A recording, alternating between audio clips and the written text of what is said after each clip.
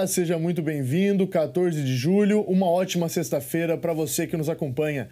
São exatamente 9 horas e 2 minutos da manhã e a partir de agora você confere as principais notícias da nossa cidade. Hoje nós estamos recebendo o urologista Fábio Lichan para falar sobre a saúde do homem. Bom dia, doutor Fábio, muito obrigado pela sua participação aqui, né? Amanhã é comemorado, né, o Dia Internacional do Homem, então a gente vai conversar um pouco sobre os assuntos, né, desse importante tema, né, debatido aqui e, claro, voltado ao público masculino. Obrigado, João, pelo convite. Vamos bater um papo sobre a saúde do homem, esclarecer as dúvidas da população. É isso aí. É claro, assim como o doutor já falou, estamos ao vivo, então se você tiver alguma dúvida acerca desse tema, mande pra gente em nossas redes sociais. Doutor, eu queria te perguntar a importância de termos um dia, né, para celebrar essa data, uma vez que muitas vezes os homens são tidos como negligentes com sua própria saúde, talvez até os homens mais velhos, né, porque não vêm com essa cultura talvez de ir, né, ao médico, de se cuidar de uma maneira geral. Como que o senhor vê essa situação? João, acho importante. Acho que a gente falar sobre a saúde masculina, na verdade, não deveria ter um dia. A gente deveria falar sobre isso todo dia. Mas, infelizmente, não é isso que acontece, né? Então, ter o Dia do Homem, ter o Novembro Azul, que é o mês da saúde prostática, é importante para a gente poder passar informação à população e poder lembrar da importância do check-up, da consulta urológica anual. Eu acho que essas datas específicas ajudam a gente a falar sobre o assunto. Uhum. E também para a gente conscientizar sobre as prevenções de doenças, né? Porque a saúde sexual, principalmente, a gente sabe que existem diferentes doenças que podem se manifestar, né? Queria que você comentasse um pouco sobre isso também, porque é importante, claro, que a gente tenha, né, uma disseminação grande de informações sobre esse assunto, né? É importante, João, principalmente porque, como você falou, o homem não se cuida, né? Se a gente fizer uma média aí de sobrevida, a mulher sobrevive, em média, 7 anos a mais que o homem, né? Por que disso? Eu sempre brinco com meus pacientes, né, que a mulher tem 3 prioridades na vida: saúde, família e emprego. E o homem, diferentemente, tem 3 prioridades na vida também: emprego, emprego e emprego. Né? Então ele às vezes vai no médico porque é a mulher que marca, porque se depender dele marcar ele não vai, e ele fala: por que eu tô aqui? Eu só tô aqui porque minha mulher marcou, porque eu não estou sentindo nada.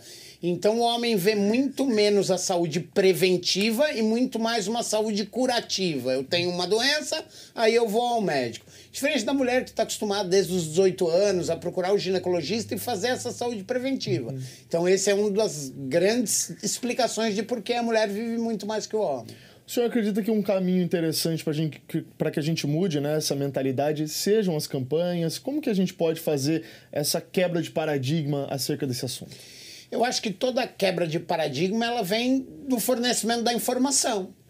Né? É difícil você quebrar um paradigma se o homem não entende o porquê que ele precisa quebrar o paradigma.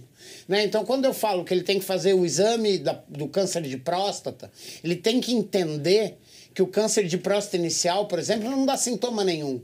E que se ele não fizer um exame de sangue, o PSA, e um exame de toque, muito provavelmente, a hora que esse câncer começar a dar sintoma, eu não consigo mais curar. Só que se ele não tem essa informação, por que ele vai procurar? Então, acho da importância desses dias, dessas campanhas, a principal importância é a gente fornecer informação à população, para ela poder entender. Tudo que eu entendo, eu consigo fazer mais facilmente. O que eu não entendo, eu não sei por que eu tenho que fazer, muitas vezes eu não vou fazer. Importante você ter tocado até no assunto do exame de toque, porque ele é um complemento, né? Você comentou do exame de sangue, o PSA, e o de toque, os dois juntos que podem dar o diagnóstico, né? Perfeito. Não só os dois, mas sempre os dois.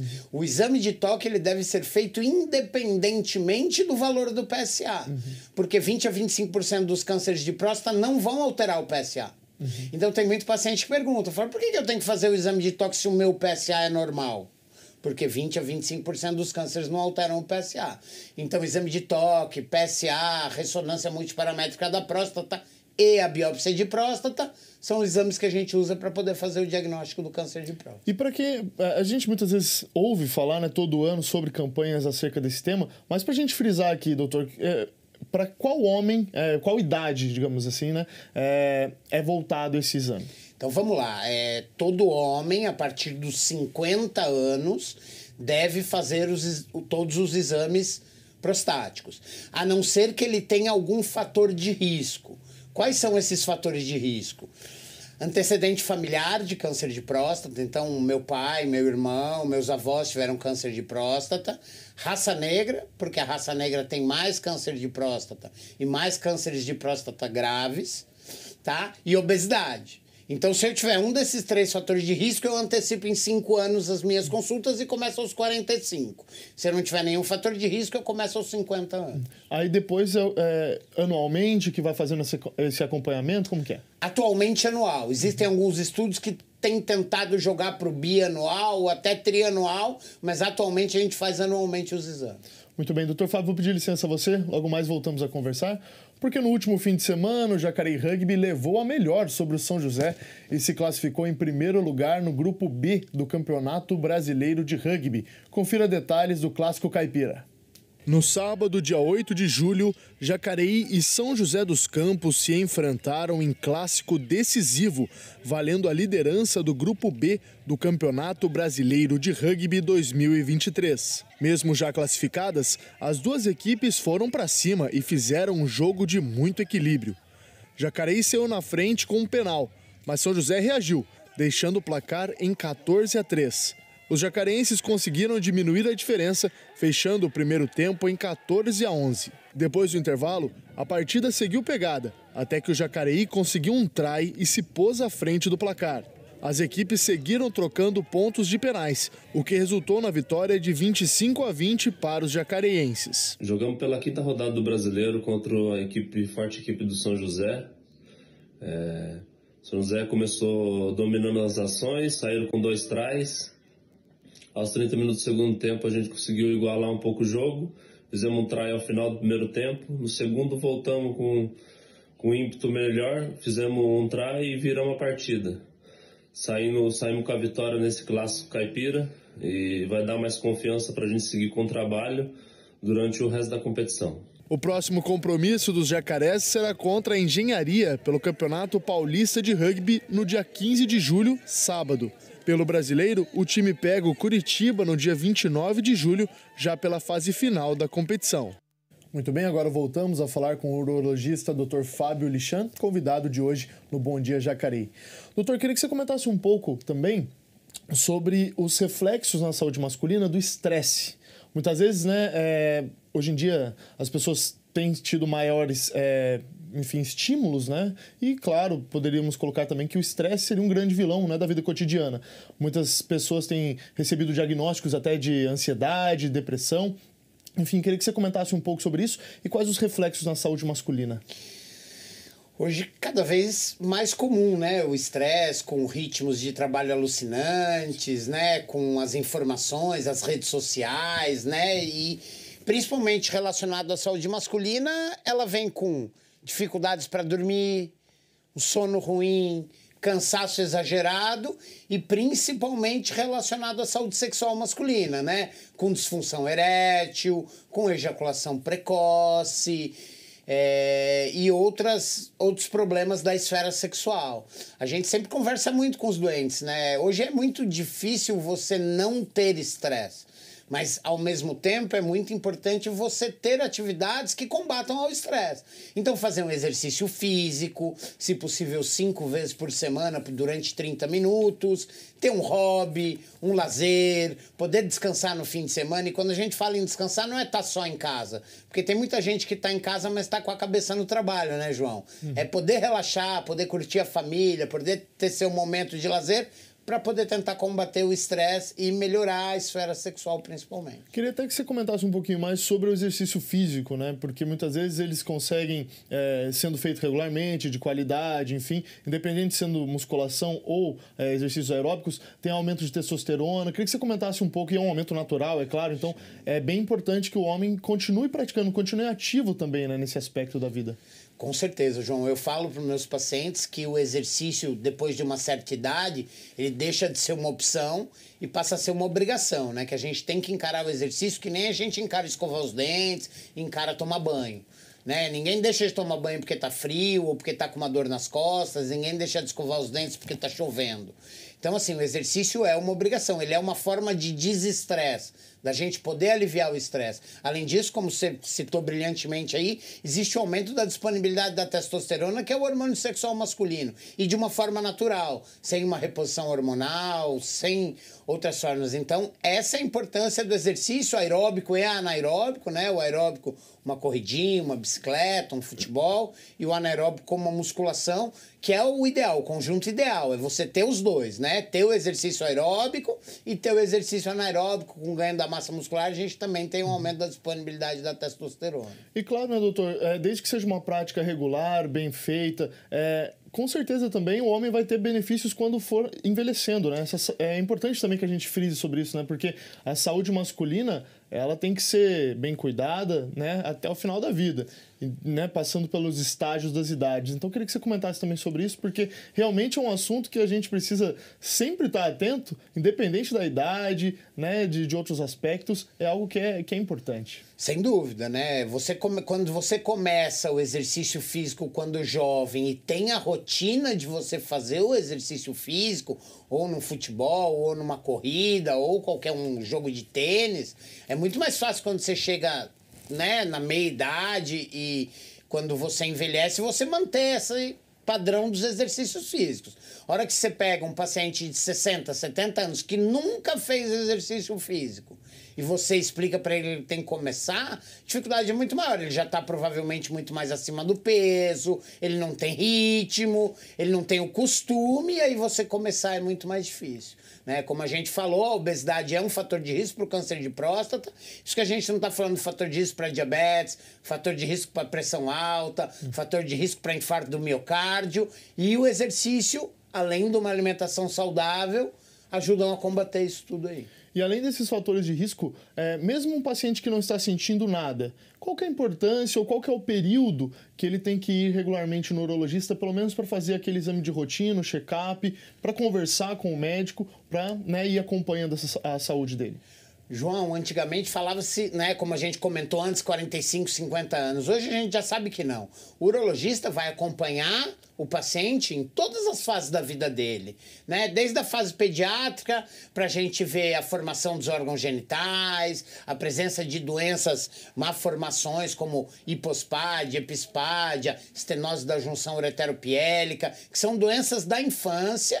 Na adolescência, onde você vai ver doenças específicas como a varicocele, onde você vai explicar para o paciente os cuidados que ele tem que ter no início da vida sexual. O adulto jovem, a mesma coisa, né? Orientar como evitar as doenças sexualmente transmissíveis e fazer os exames, né? Porque o urologista, ele é o médico do homem, não precisa ir lá só para fazer PSA. Pode ir lá para fazer um exame de diabetes, um exame de colesterol, um exame de triglicérides, de ácido úrico e, se necessário, encaminhar os especialistas dependendo da alteração desses exames. Então, na minha opinião, uma vez por ano, todo homem deve passar no urologista para fazer seus exames de rotina.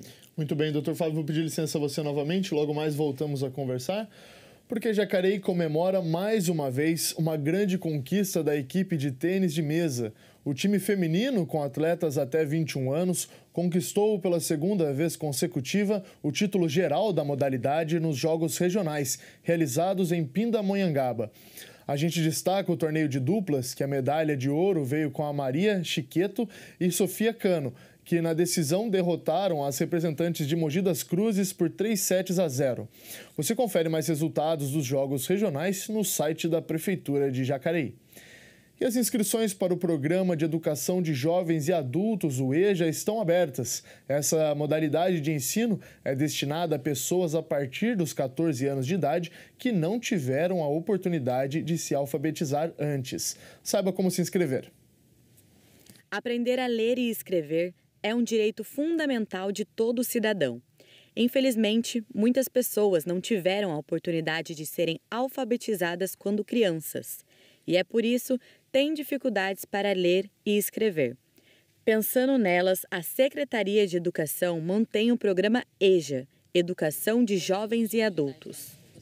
O objetivo principal ali, principalmente da escola, né, tá ajudando essas pessoas a se alfabetizarem, né, a ler, escrever, entender o significado de um panfleto de supermercado, entender o letreiro de um ônibus, até mesmo a Bíblia, né, que a gente tem pessoas de religiões na escola. Então, é essa a ideia principal da escola nesse momento para esse público. Então, a gente precisa oportunizar a todos a educação. A leitura, a escrita, a matemática, ela é muito importante. Ela faz toda a diferença na vida de qualquer pessoa. Para Maria, a idade não é um impedimento para aprender novas coisas. Ela acredita que nunca é tarde para buscar conhecimento e, mesmo aos 79 anos, não desistiu de seus sonhos. O maior desafio é escrever, porque ler eu sei, mas escrever eu não sei. Então, esse é o maior desafio. Mas, para mim, para ser honesta, é aprender a ler e escrever, porque o meu sonho é aprender a escrever para aprender a falar um pouquinho o idioma francês. Com um sorriso no rosto, Gislaine também está provando que nunca é tarde para novas conquistas. Eu voltei, porque eu sei ler e sei escrever, né? Aí eu voltei para me empenhar mais nos estudos, para me, lá para frente, crescer. A EJA conta com um time de professores dedicados e comprometidos em ensinar e orientar seus alunos. Entre eles está a professora Aline, que atua há 3 meses no programa e já tem transformado a vida de muitos estudantes. A maior dificuldade de dar aula no EJA é conscientizá-los da importância de não desistir. É cativar diariamente para que eles tenham vontade e amor em vir na escola, para que eles sintam que a escola é o segundo lar deles. As inscrições para essa modalidade de ensino já estão abertas em diversas unidades escolares aqui em Jacareí. Jovens, adultos e idosos que não concluíram o ensino fundamental podem se inscrever e aprender a ler e escrever. As aulas acontecem todos os dias da semana, das 18 até as 22 horas. O conselho que eu dou é para que as pessoas que têm vontade e querem não desistir, procurar uma EJA e vir estudar, porque a EJA está aí para dar oportunidade para nós. Muito bem, agora voltamos a falar com o nosso convidado de hoje, o Dr. Fábio Lichan, que é urologista. Dr. Fábio, ainda falando sobre a saúde sexual masculina, queria que você comentasse um pouco sobre vasectomia. É um exame importante, né, para pessoas que procuram, né, como método contraceptivo. Ano passado a gente teve uma alteração na lei, então queria que você comentasse um pouquinho o que está em vigor nesse momento. Então vamos lá, antigamente a gente precisava o homem ter mais que 25 anos ou 2 filhos e precisava da assinatura da parceira autorizando a realização da vasectomia. Com a mudança da lei, foi uma mudança de, se eu não me engano, setembro de 22, que entrou em vigor. Toda lei que muda demora 6 meses para entrar em vigor, então ela entrou em vigor agora em março de 2023 e passou de 25 para 21 anos e hoje já não se necessita mais da assinatura da parceira para autorização da realização da cirurgia contraceptiva masculina. Ao mesmo tempo, a laqueadura também teve essa mudança de lei e não precisa mais da assinatura do parceiro para a realização da cirurgia contraceptiva.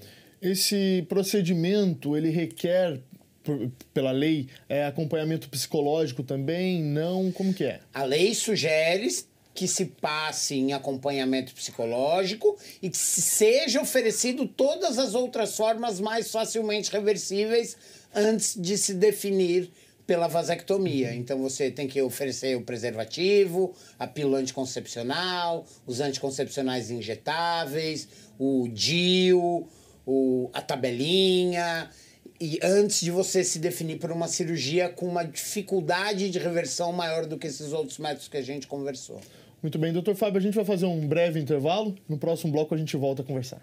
Bom, nós vamos para um rápido intervalo. No próximo bloco você confere mais notícias sobre a cidade, informações sobre o trabalho legislativo e vai saber mais sobre a programação do final de semana. A gente volta já.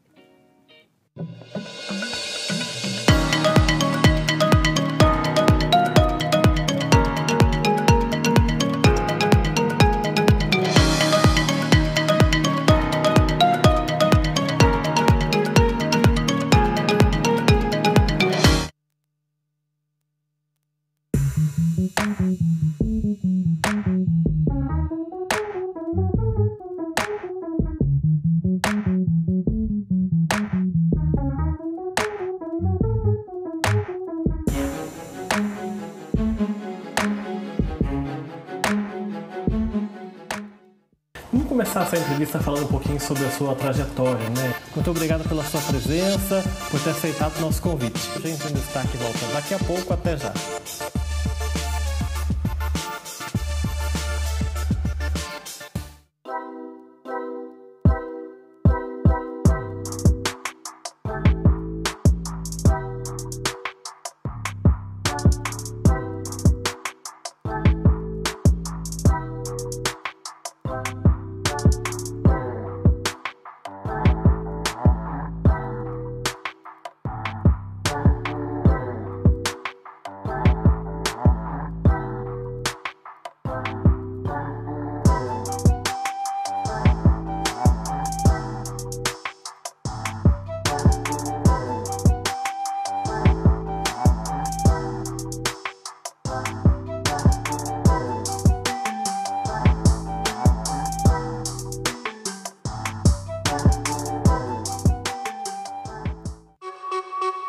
Por meio da Secretaria Municipal de Educação. Mais sobre esse profissional, Elaine, queria que você comenta quais são as informações, por favor. Hoje está friozinho, mas a campanha de imunização contra a Covid-19 continua. Sobre as sessões ordinárias e os trabalhos dos vereadores, você confere em jacareí.sp.leg.br.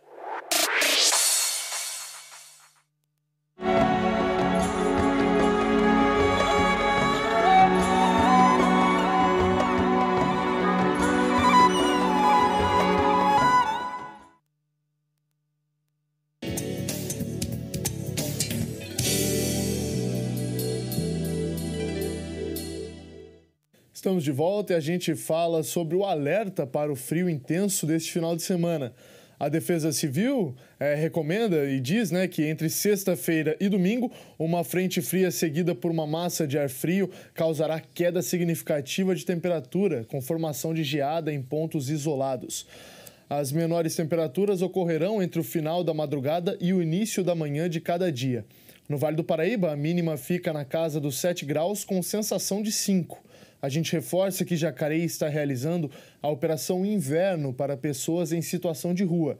Para acionar esse serviço, os telefones são 12 3951 6811, das 8 da manhã até as 5 horas da tarde, ou 12 99156 0089, das 7 às 10 horas da noite. Muito bem, voltamos a falar com o urologista Fábio Lichan, médico e convidado do nosso Bom Dia Jacareí de hoje. Doutor, queria que você comentasse um pouquinho também da importância da alimentação balanceada para a saúde masculina, né? Você comentou no primeiro bloco sobre a importância dos exercícios físicos e, claro, a importância de visitar, de ir até o urologista regularmente para fazer aquele check-up, para ter aquela conversa, para o atendimento ser especializado. Mas quando a gente passa também para os alimentos, qual que é a importância de escolher alimentos melhores? Enfim, qual que é o reflexo disso no corpo masculino? A importância vital, João? Por exemplo, falando especificamente no câncer de próstata, a gente sabe que uma ingesta aumentada de gordura animal propicia muito o câncer de próstata. Como que eles foram descobrir isso? Eles compararam os países da Escandinávia, onde se come muita gordura animal, lá se come alce, se come rena, que são animais gordos, até pela gordura proteger do frio. Eles compararam com o Japão, por exemplo, onde se come muito mais peixe, sushi, sashimi, e foi visto que na Escandinávia tem muito mais câncer de próstata do que no Japão.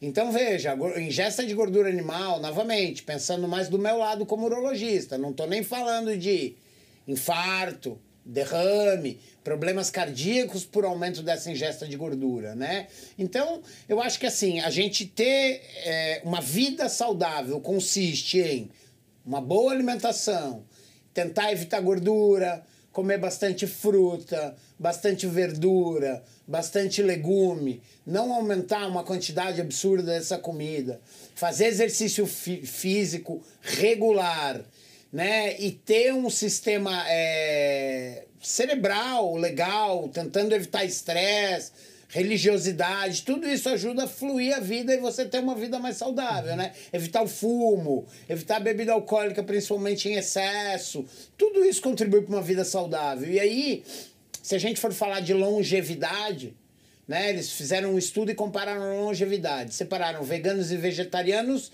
dos que comem tudo. Os veganos e vegetarianos vivem 2 anos a mais. Separaram sedentários dos não sedentários. Os não sedentários vivem 6 anos a mais. Aí separaram obesos dos não obesos. Os não obesos vivem 10 anos a mais. E aí separaram fumantes e não fumantes. E os não fumantes vivem 12 anos a mais. E o que a gente tem que deixar claro? Que a dieta, o sedentarismo, obesidade e tabagismo são escolhas. Apesar de serem doenças, são escolhas e tem tratamento. Isso depende da gente. Então não adianta eu falar que eu quero viver muito, que eu quero ver meus netos e meus bisnetos e não fazer exercício, fumar, ser obeso, comer uma quantidade absurda de proteína e gordura animal. Eu estou falando uma coisa, mas eu estou fazendo outra. Então, a alimentação saudável é extremamente importante para a longevidade. E a gente tinha até comentado no primeiro bloco do exercício físico aumentar a testosterona masculina de maneira natural. Tem alguns alimentos que o senhor recomenda, claro, desde que também, né, com moderação, mas que possam auxiliar também nesse aumento da testo? A alimentação, não existe uma alimentação fixa, né? Mas uma alimentação saudável mesmo, né? Frutas, verduras, legumes, as nuts, né? Então, castanhas, nozes, elas ajudam a melhorar a saúde em geral. E melhorando a saúde em geral, a gente vai conseguir melhorar o hormônio masculino, né? Não existe um alimento específico que eu vou comer e vou aumentar diretamente meu hormônio masculino, não. Muito bem. Doutor, vou pedir licença a você, logo mais voltamos a conversar. Porque as atrações culturais do fim de semana estão a todo vapor. Tem oficina de confecção, cinema e shows musicais. Se liga!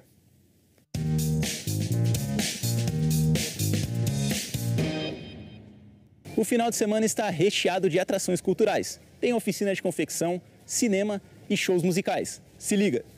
Hoje, às 16 horas, vai rolar a oficina Bonecas Abayomi, que são símbolo de resistência e transmitem a história da cultura africana. Você confere essa atração lá no Parque da Cidade. No sábado, também no Parque da Cidade, tem o show Ethiopia Sound 012, com foco na música reggae e suas raízes. O espetáculo acontece às 16 horas. Vale muito a pena conferir. Domingão, o compromisso é com a atração musical Jazz no Parque. E mais tarde, no Parque dos Eucaliptos, acontece o evento Cinema Céu Aberto. Não vai ficar de fora, né? Então confere lá. E para você saber mais informações sobre todos os eventos, acessem as redes sociais da Fundação Cultural. O Se Liga fica por aqui. Até a próxima. Valeu!